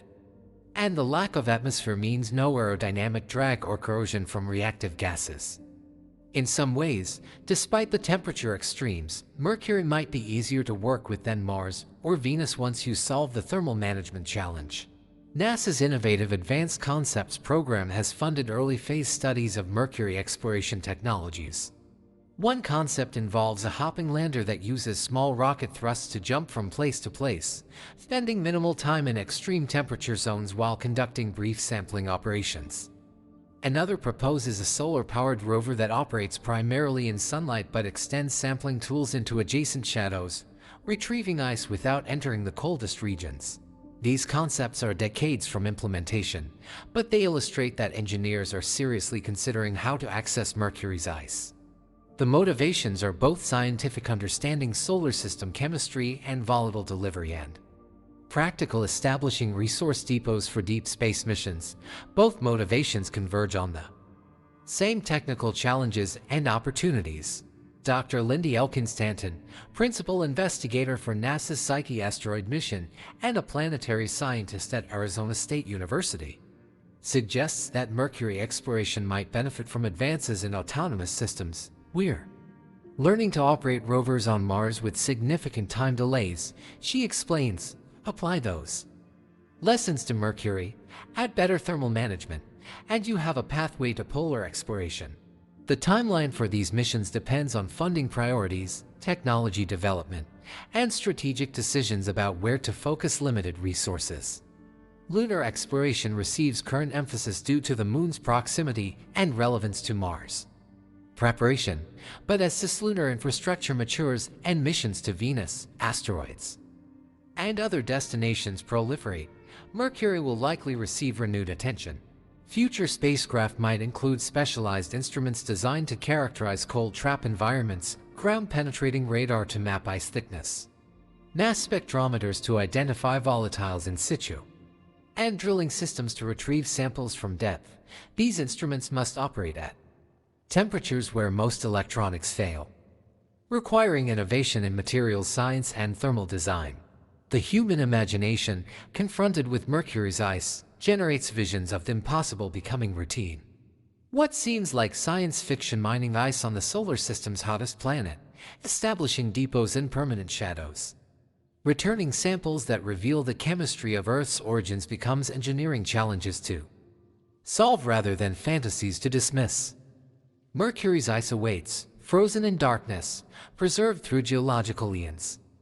Whether that ice will remain untouched for billions more years or become the target of future exploration missions is a question for humanity to answer. Chapter 9: Cosmic Implications. The discovery of ice on Mercury resonates far beyond one planet's curious features. It reveals fundamental truths about how volatiles distribute throughout the universe, how environments we consider extreme might preserve rather than destroy complex chemistry, and where to search for the building blocks of life in planetary systems or on other stars. The paradox of Mercury's ice dissolves into a window on cosmic processes. Consider the implications for exoplanet science, the study of planets orbiting stars other than the Sun. Astronomers have discovered over 5,000 confirmed exoplanets, including many that orbit very close to their host stars, receiving intense stellar radiation. These hot Jupiters and hot Neptunes orbit so tightly that their years last just days, and their dayside temperatures exceed 1,000 Kelvin. Conventional thinking suggests such planets are uniformly hot and devoid of volatiles. But Mercury teaches us that local conditions matter more than global averages. If a close-orbiting exoplanet has minimal axial tilt and cratered polar regions, it might harbor cold traps where volatiles accumulate despite extreme stellar radiation elsewhere. Dr. Ravi Kaparapu from NASA Goddard applies thermal models similar to those used for Mercury to exoplanets, exploring whether cold traps could exist on worlds we'd otherwise dismiss as too hot for volatile preservation. The habitable zone, the region around a star where liquid water can exist on a planet's surface, traditionally guides searches for potentially life-bearing worlds. Earth falls comfortably in the Sun's habitable zone. Mercury lies well inside it, too hot for surface liquid water. Yet Mercury preserves water ice and cold traps. This suggests that the habitable zone concept, while useful, is too simplistic. Planets outside the traditional habitable zone might have microenvironments, cold traps, subsurface aquifers, atmospheric pockets where conditions suit chemistry relevant to life. Dr. Nancy Kang from NASA's Goddard Institute for Space Studies explores how biological systems might adapt to environments we consider uninhabitable. While Mercury itself is too extreme for life as we understand it, the principle applies elsewhere. Organisms might thrive in microenvironments within hostile worlds. Microbes might inhabit subsurface ice layers on exoplanets too close to their stars for surface habitability. Understanding Mercury's cold traps helps us imagine these possibilities. The delivery of volatiles by impacts is not unique to our solar system. Young planetary systems around other stars experience bombardment periods similar to our own system's early history. Comets and asteroids carrying water and organic molecules crash into forming planets. Whether those volatiles remain depends on each planet's specific conditions: atmosphere, temperature, rotation, and crucially, whether cold traps exist to capture and preserve them. Mercury's ice suggests that planets in tight orbits around other stars could accumulate significant volatile reservoirs in polar cold traps, even while their equators bake. Future observations of exoplanet atmospheres might detect water vapor or organic molecules escaping from these worlds, hinting at subsurface or polar ice reservoirs. The James Webb Space Telescope and future missions will search for such biosignatures, and Mercury's example informs how we interpret those observations. The timeline of volatile preservation matters for astrobiology. Life on Earth arose approximately 3.8 to 4 billion years ago, relatively quickly after our planet's formation and the late heavy bombardment. The rapid emergence suggests that prebiotic chemistry was efficient, possibly drawing on organic molecules delivered by impacts. Mercury's ice deposits, potentially billions of years old, contain organic molecules from that same era, preserved without modification by life or geology. If we could compare organic inventories between Mercury's ancient ice and Earth's oldest sedimentary rocks, we might identify which molecules were abundant in delivered cometary material and which arose from Earth's unique chemistry. This would help distinguish universal prebiotic chemistry from Earth-specific pathways, informing our understanding of life's origins and the likelihood of life elsewhere. Dr. Scott Sanford from NASA Ames Research Center studies how organic molecules evolve in different space environments. His laboratory experiments simulating interstellar, cometary, and planetary conditions show that organic chemistry is remarkably productive given the right starting materials and energy sources. Mercury's cold traps preserve a snapshot of that chemistry, he explains. It's like having a reference library of what the early solar system delivered to all the planets. The physics of cold traps also applies to moons throughout the solar system. Saturn's moon Enceladus shoots water vapor and organic molecules from subsurface oceans through cracks in its icy crust. Some of that material falls back to the surface. If Enceladus has craters with suitable shadow geometries, those craters could accumulate enriched deposits of organic rich ice far more pristine than the surface ice processed by radiation. Future missions to Enceladus might target such locations for the best samples of subsurface ocean chemistry. Jupiter's moon Europa, with its subsurface ocean beneath an ice shell, presents similar opportunities. The surface ice has been radiation processed for billions of years, breaking chemical bonds and creating oxidized compounds, but if permanently shadowed craters exist, perhaps less likely on Europa due to its orbital configuration, but possible in certain geometries. Those shadows could preserve less modified ice containing organics from the subsurface. The concept extends to asteroids and Kuiper belt objects. Pluto, at the outer edge of the solar system, showed complex ice chemistry when NASA's New Horizons spacecraft flew by in 2015. Some regions contain methane ice, others nitrogen ice, and water ice formed mountains and plains. Temperature differences of just a few dozen degrees between different locations created distinct chemical zones. Apply this to asteroids with varied topography and rotation, and cold traps become plausible even on small bodies. Drive. Bonnie Barati from JPL studies how ices distribute on outer solar system bodies. Her research shows that temperature variations of 10 to 20 degrees can determine whether specific volatile compounds remain stable or sublimate. Cold traps are relative, she notes. On Mercury, there are regions colder than 100 Kelvin. On Titan, Saturn's moon, cold traps might be regions below 70 Kelvin where methane stays liquid while propane freezes. The principle is universal. Sharp temperature boundaries create chemical sorting. This chemical sorting by temperature creates natural laboratories for studying planetary surface chemistry. Different volatile compounds freeze at different temperatures, creating layered deposits that record bombardment history and thermal evolution. Future analysis of these layers could reveal how impact rates changed over time, how cometary composition varied in different epochs, and how planetary thermal environments evolved. The broader philosophical implication is that the universe is more heterogeneous than our mental models suggest. We categorize planets as hot or cold, habitable or uninhabitable, wet or dry. Mercury shatters these categories.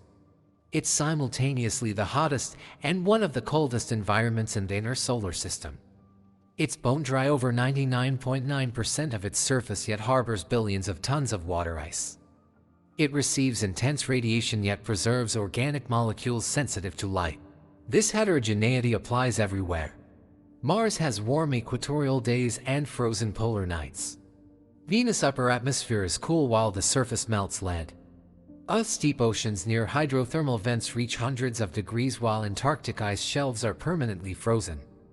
Nature doesn't respect our simplified categories. Reality is a patchwork of extremes and transitions, gradients and boundaries, opportunities for chemistry and preservation in unexpected places. For the search for life beyond Earth, Mercury's lesson is profound. Don't dismiss environments based on average conditions. Look for local refugia, protected zones, shadow regions, subsurface reservoirs anywhere that local physics creates conditions differing from the global mean. Life, if it exists elsewhere, might thrive in niches within hostile worlds rather than on uniformly hospitable planets. Dr. Kevin Hand from JPL, an expert in ocean worlds and astrobiology, argues that Mercury-like cold traps might be common throughout the galaxy. Any rocky planet with limited axial tilt and impact craters will have permanently shadowed regions. He explains, that's common, not rare, which means cold traps and their preserved chemistry might be one of the universe's standard features. Imagine a catalog of exoplanets annotated not just with size, mass, and orbital distance, but with predictions about cold trap locations, volatile reservoirs, and chemical preservation zones. Such catalogs would guide future observations, helping us understand which worlds deserve closer study and where to search for complex chemistry that might lead to life. Mercury's ice deposits are not merely a curiosity of the solar system's innermost planet. They're evidence of universal processes: volatile delivery by impacts, temperature-driven chemical sorting, geometric cold trapping, and preservation of ancient chemistry. These processes operate throughout the cosmos, creating opportunities for discovery on worlds we've barely begun to explore. The paradox that puzzled us at the beginning, ice on the hottest planet, resolves into a profound truth. The universe creates order and preservation through physics that operates consistently across all scales. From crater shadows to planetary systems to galaxies, understanding Mercury helps us understand the cosmos. Chapter 10, Final Perspective. We began with an impossible question. How does ice survive on a planet so close to the sun that its surface can melt lead? The answer emerged through layers of discovery: permanently shadowed craters creating extreme cold traps, bombardment history delivering water and organics, thermal physics driving temperatures below that of Pluto, and geometry mattering more than proximity. But the deeper answer goes beyond Mercury's specific circumstances. The ice exists because the universe doesn't work the way our intuitions suggest it should. We categorize based on averages and generalizations. Planets close to stars are hot, planets far away are cold. This mental model helps us navigate basic astronomy, but it fails when confronted with local physics. A shadow changes everything. Temperature isn't determined solely by distance from a heat source, but by whether that heat can reach a specific location. Block the sun's radiation with crater walls, prevent heat conduction through insulating regolith, and you create an environment that defies the planet's overall character. Throughout this exploration, we've encountered themes that resonate far beyond planetary science. The first is that protection creates preservation. Mercury's ice survives not because of any special property of the water molecules themselves, but because geometry protects them from destructive solar radiation. The crater walls shield, the permanent shadows isolate, the low temperatures freeze. Remove that protection, and the ice would vanish within years or centuries. The deposits we detect today exist only because billions of years of darkness have guarded them from the sun's fury. This principle applies throughout nature and across all scales of existence. Earth's ozone layer protects surface life from ultraviolet radiation that would otherwise sterilize the planet. Our magnetic field deflects solar wind particles that would strip away the atmosphere over geological time. Europa's ice shell protects a subsurface ocean from Jupiter's intense radiation environment. Everywhere in the universe, what survives does so because something shields it from destruction. Vulnerability without protection leads inevitably to decay. Consider how this applies to preservation of information and knowledge. Ancient texts survived millennia because they were copied, stored in dry climates, or buried in protective environments. DNA preserves genetic information across generations through mechanisms that repair radiation. damage and prevent copying errors. Human civilization itself persists because we shield our vulnerable infrastructure from environmental extremes. Protection isn't optional for preservation, it's the fundamental requirement. The second theme addresses how time accumulates small effects into large consequences. Mercury's ice deposits formed molecule by molecule, impact by impact, over billions of years. No single cometary impact created the current inventory of hundreds of billions of tons. Each impact contributed perhaps a few million tons of volatiles, of which only a tiny percentage, maybe 1 or 2%, landed in cold traps and stuck. The rest escaped to space or vaporized on sunlit surfaces. But repeat that process across for billion years and countless impacts, and the accumulation becomes staggering. Imagine a savings account where you deposit a few dollars each day, individually. These contributions seem negligible. Over decades, they compound into substantial wealth. Mercury's ice deposits represent the same principle. Operating at planetary scale, patient accumulation transforming imperceptible additions into massive reservoirs. Consider what this means for understanding slow processes throughout the cosmos. Erosion carves the Grand Canyon grain by grain, removing rock particles so small you could hold thousands in your palm. Yet over millions of years, those grains excavated a chasm a mile deep. Evolution generates complexity mutation by mutation, each genetic change typically too subtle to observe in a single generation. Yet over geological time, those tiny variations transform simple organisms into the extraordinary diversity of life we see today. Stars fuse hydrogen into helium atom by atom through nuclear reactions in their cores. A single fusion event releases energy too small to measure. But the Sun performs these reactions quadrillions of times per second, sustaining itself for billions of years and illuminating an entire planetary system. Human knowledge builds concept upon concept across generations, each individual contribution adding to a collective understanding that now spans from quantum mechanics to cosmology. The universe operates through patience we can barely comprehend, accumulating small changes into transformative results. The third theme addresses the relationship between opposites. Fire and ice, heat and cold, preservation and destruction. We think of these as antagonistic pairs that cannot coexist. Mercury demonstrates that opposites don't just coexist but actually define each other. The extreme heat on sunlit surfaces makes the shadowed cold more profound by comparison.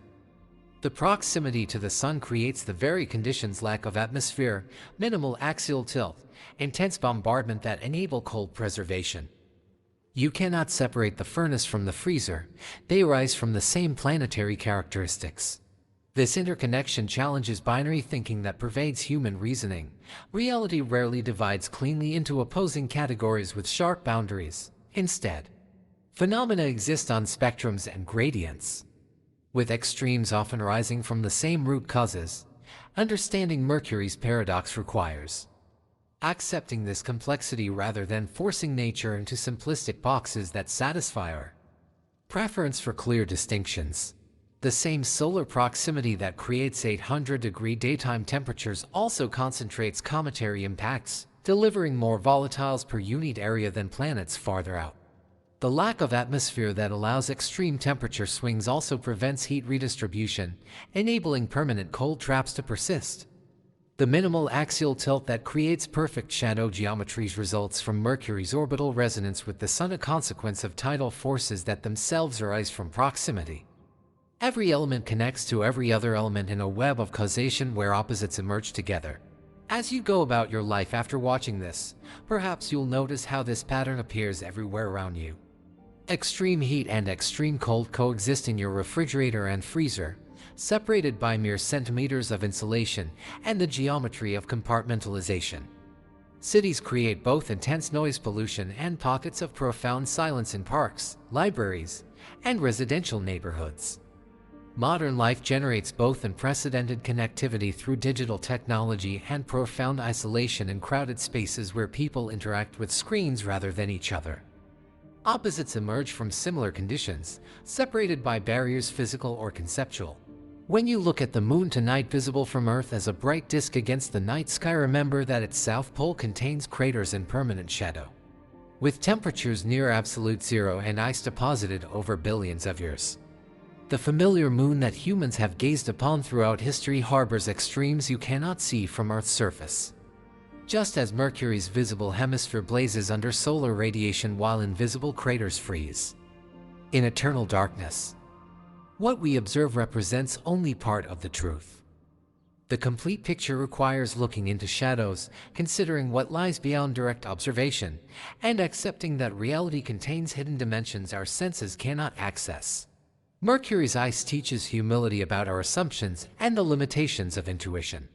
For decades after the first close observations of Mercury, scientists assumed the planet was uniformly hostile to volatiles.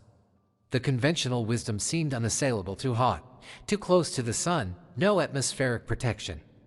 Radar observations from Arecibo in 1991 challenged that assumption, with data suggesting impossible ice deposits.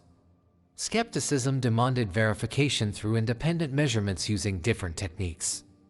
Multiple spacecraft missions, neutron spectroscopy, thermal modeling, and laser altimetry all converged on an answer that required rethinking fundamental principles of planetary science. The lesson transcends planetary physics. When observations contradict your models, trust the observations. Reality is under no obligation to conform to your expectations, your theories, or your intuitions about how things should work. The universe operates according to physical laws that generate outcomes we often fail to anticipate. Remaining open to contradictory evidence and adjusting our understanding accordingly isn't weakness, it's the foundation of scientific progress and intellectual honesty. The practical implications extend into the future of space exploration. Missions to Mercury will characterize these ice deposits in greater detail, mapping their extent, measuring their purity, and determining their age with precision. Robotic landers designed to operate in extreme thermal environments might sample the frozen chemistry preserved for eons, returning material to Earth laboratories for analysis. Humans might eventually establish resource depots in permanently shadowed craters, using the ice for life support systems and splitting it into hydrogen and oxygen for rocket propellant. What began as a scientific paradox could become an economic opportunity supporting deep space infrastructure. But beyond practical applications and resource extraction, Mercury's ice offers something more profound: a reminder that the universe preserves evidence of its own history. The ice contains molecules from comets that formed 4.6 billion years ago in the cold outer reaches of the protoplanetary disk. Those comets condensed from the molecular cloud that collapsed under gravity to create the Sun and planets. Some molecules in Mercury's ice might predate the solar system itself, survivors from the interstellar medium that existed before our star ignited. Frozen in darkness, protected by geometry, they wait as archives of cosmic history spanning billions of years. You are not separate from this story. The water in your body, the molecules in your cells, underwent journeys similar to those that brought water to Mercury. Hydrogen atoms in your DNA were forged in the Big Bang 13.8 billion years ago, when the universe was 3 minutes old and hot enough for nuclear fusion. Oxygen atoms in your blood were created in the cores of dying stars that exploded as supernovae billions of years ago, scattering their enriched material into space. Carbon, nitrogen, phosphorus, all the elements essential for life, cycled through stellar furnaces and supernova detonations before condensing into planets and eventually into living organisms. The same comets that delivered water to Mercury also delivered water to Earth during the late heavy bombardment. Some fraction of Earth's oceans originated from cometary impacts 4 billion years ago. When you drink water, you might be consuming molecules that traveled from the outer solar system in frozen comets, survived violent impacts, and have been cycling through Earth's hydrosphere for geological ages. You are made of cosmic deliveries, assembled from stardust and ancient ice. Mercury's permanently shadowed craters preserve a pristine sample of what was delivered throughout the inner solar system. Earth's dynamic geology recycled those deliveries through plate tectonics, volcanism, weathering, and erosion. The water in Earth's oceans has been processed through countless cycles of evaporation, precipitation, infiltration, and runoff. But Mercury's ice remains chemically unchanged, a frozen archive of what the early solar system provided: the original inventory that gave rise to oceans, atmospheres, and ultimately to life itself. The paradox that seemed impossible at this journey's beginning now makes perfect sense. Ice survives on Mercury not despite the planet's proximity to the Sun but because of specific conditions that proximity creates. Lack of atmosphere prevents heat distribution that would warm polar regions. Minimal axial tilt creates permanently shadowed geometries where sunlight never reaches. Intense bombardment from concentrated cometary traffic delivers abundant volatiles. Extreme temperatures on sunlit surfaces create strong thermal gradients that drive volatile migration toward cold traps. The whole system works together, producing an outcome that individual factors cannot explain in isolation. This is how the universe operates, not through isolated causes producing predictable effects, but through interconnected systems where multiple factors combine in non-obvious ways to generate emergent phenomena. Complexity emerges from interaction between simple components following basic rules. Understanding requires synthesis rather than reduction, integration rather than separation. Mercury's ice is a systems phenomenon, comprehensible only by considering orbital mechanics, thermal physics, impact geology, and shadow geometry together as an integrated whole. As you reflect on this discovery, recognize that similar surprises await on every world we study with sufficient care and attention. Mars likely harbors subsurface liquid water in unexpected locations, possibly supporting microbial ecosystems in protected aquifers. Venus' upper atmosphere might host microbial life despite the hellish surface conditions, floating in temperate cloud layers. Europa's ocean could contain hydrothermal vents supporting ecosystems rivaling Earth's deep-sea communities. Enceladus shoots organic molecules from subsurface seas through cracks in its ice shell, advertising its potential habitability to the cosmos. The universe is stranger, more diverse, and more interesting than our current knowledge suggests. Mercury's ice stands as proof that nature's creativity exceeds human imagination. Who would have predicted frozen water on the solar system's hottest planet? Who would have guessed that proximity to a star could enable rather than prevent volatile preservation? These discoveries humble us while simultaneously inspiring wonder at the complexity and elegance of physical law operating throughout the cosmos. The next time someone tells you something is impossible, remember Mercury's ice. Permanent shadows on a scorched world preserve ancient chemistry in the solar system's most unexpected freezer. Fire and ice coexist. Separated by geometry and sustained by physics, the universe makes the impossible routine, following consistent laws that generate endless variation across scales from atoms to galaxies. If you made it this far, subscribe and give a thumbs up. Check out my video on the moon's south pole, where science meets eternal darkness. I'm sure you'll love it, because it explores the same cold trap physics operating in a place we might actually visit within your lifetime. Right now, at this very moment, ice older than Earth's ocean sits frozen in Mercury's shadows, waiting patiently for the day humanity develops the capability to study it directly, a paradox preserved in darkness.